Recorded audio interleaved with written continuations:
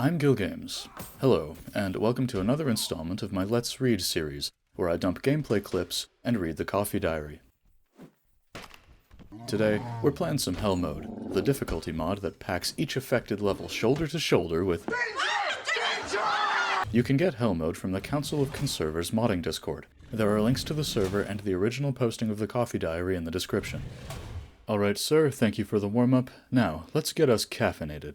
Hey Exanimates, we're very close to beginning closed testing of the full 095 update. This will be mainly for the new area, encounter types, new items, and thaumaturgy.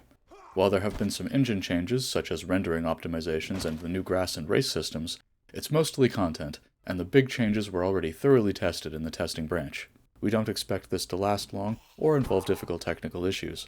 Originally, we hoped to begin testing a bit sooner, but of course we ended up making a few more improvements and additions. The new race system we discussed in the last diary is up and running, and while switching everything over to it, we improved many things. We won't repeat all things it was designed to support and how it improves our creature and animation workflow, but we immediately saw benefits and took advantage of some of the new features.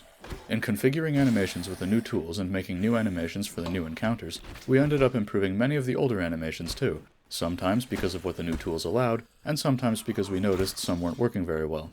The walk and run cycles is something that we improved on particularly, and while updating those, we had some issues with characters losing balance, which led to a long investigation which finally ended in improving how characters balance during locomotion. This means there's now a lot less falling over or stumbling for no good reason while walking and running.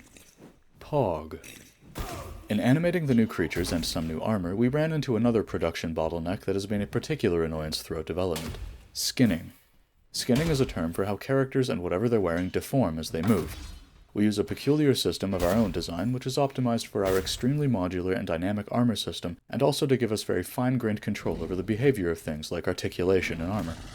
Designing these deformations, however, is a very lengthy and tedious process, made much more tedious by our reliance on third-party modeling programs for most of the work, and basically not being able to see what we're doing. We recently overhauled our apparel system, and a big part of this was a new skinning solution for clothing specifically, which is almost completely automatic and gives much better results. But for articulation of armor and whole new creatures, this doesn't work. Faced with this big skinning workload, Matic again decided it was time to improve and invest in our tools, so we can now design the deformations and even skeletal structure of creatures directly in our engine with much better tools designed for this purpose. These tools represent a big step for a lot more than just skinning, as they are essentially the foundation of our in-house modeling tools, which will solve other problems and importantly allow us to better use a lot of other engine-specific features. This includes some big new environment design features we've been working on. It's too much to get into right now, but we'll probably do a showcase of these later on as they're a pretty big deal. The game has a lot of unique features and a unique engine, and this means a lot of unique problems to solve and difficult technical development. It is what it is. We're not just developing the game, but the entire platform it is developed on at the same time. We're moving in a different direction to everyone else, so we have to figure out a lot of stuff that no one else has tried to figure out before. Sometimes, we have to make a difficult choice between the quickest way to do something now, and the best way to do it now and in the future. We made the wrong choice many times early in development, and doing things better, not quicker, is a lesson we wish we would have learned earlier, and that would have saved us a lot of time. We don't want to make that mistake again. Don't you worry, Bare Metal. I have a feeling no one will accuse you of taking the quick route anytime soon.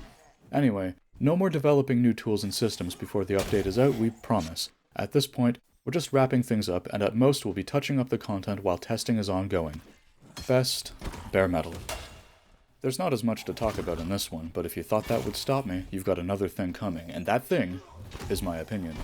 Obviously, all the hype for the new area, thaumaturgy, and encounter types, whatever the hell mode that means, is something we all share.